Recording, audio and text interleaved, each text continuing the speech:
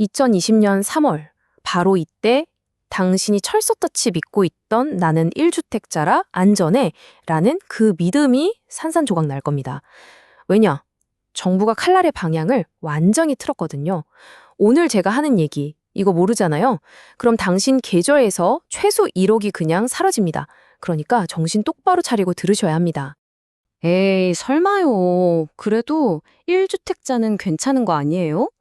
평생 모아서 집 한 채 겨우 마련했는데 정부가 설마 1주택자까지 힘들게 하겠어요? 이런 건 다주택자들 잡으려고 만든 정책이겠죠. 바로 그 생각, 나는 괜찮겠지? 하는 그 아니란 생각이 당신의 1억을 공중분해시키는 겁니다. 정부는요, 당신이 1주택자인지 아닌지 사실 별로 관심 없어요. 그냥 법의 함정을 몰라서 밟았냐, 알고도 피하지 못했냐, 딱 그것만 봅니다. 그리고 그 대가는 정말 혹독하죠.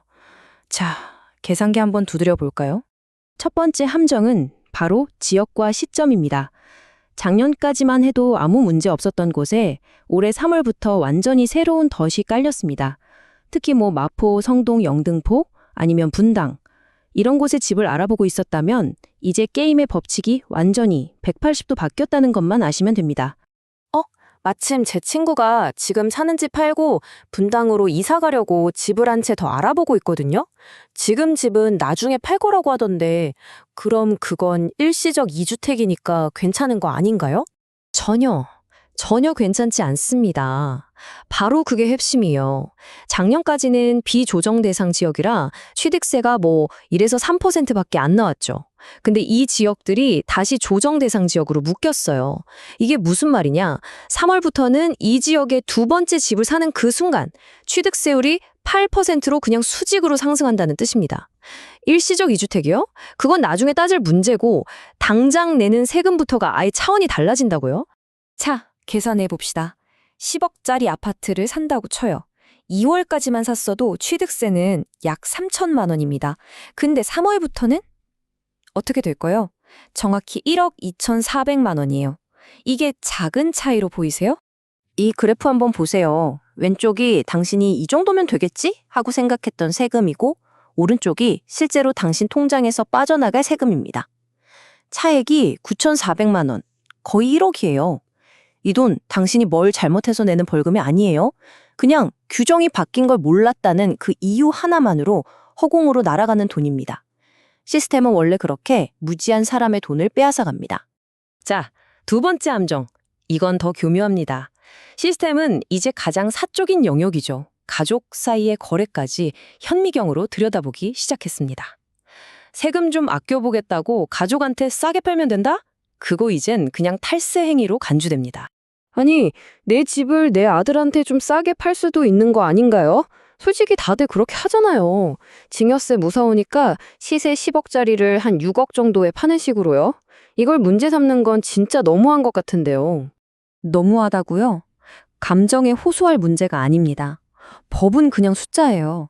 시세보다 30% 이상 싸게 팔았다. 혹은 그 차액이 3억 원을 넘어간다?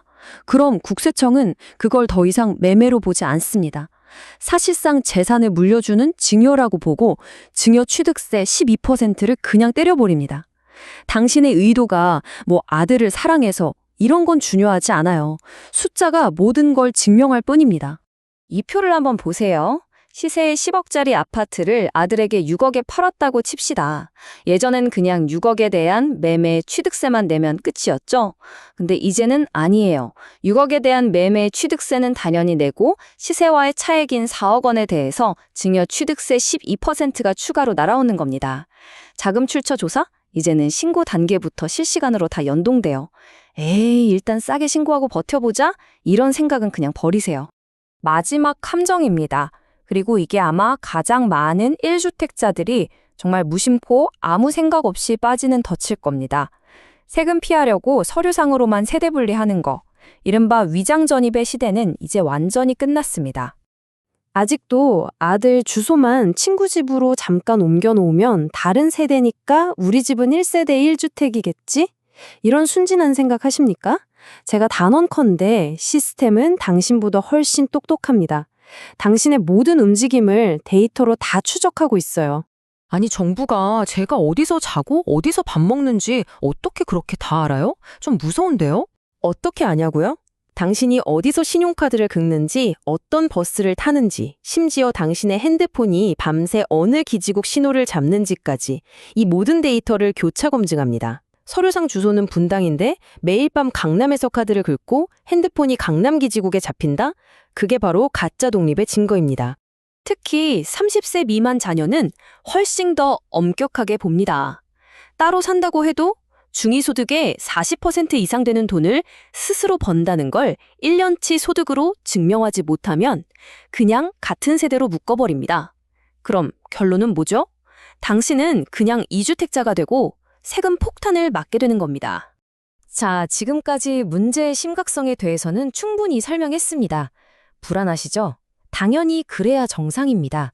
하지만 감정은 답이 아니에요. 이 세금 폭탄을 피하는 건 운이나 의지의 문제가 아닙니다.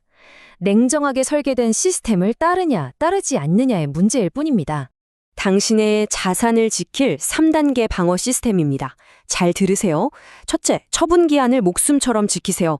조정 대상 지역에서는 기존 주택을 3년이 아니라 2년 안에 팔아야 합니다. 단 하루만 늦어도 그냥 끝입니다.